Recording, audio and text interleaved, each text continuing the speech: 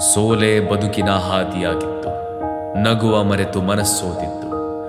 ಕಣ್ಣೀರು ಕೂಡ ಅಂತ್ಯ ಬೇಡಿತ್ತು.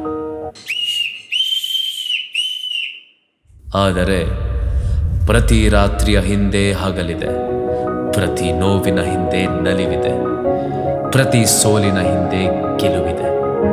ಪ್ರಶ್ನೆಗಳ ಸರಮಾಲೆಗೆ ಉತ್ತರಿಸುವ ದಿನ ಇಂದು ನಮ್ಮ ಮುಂದಿದೆ. ಅಪ್ಪ, ಇವತ್ತು ಗೆದ್ದಾಗ ಹೇಳ್ತಾರಲ್ಲ ಅಪ್ಪ.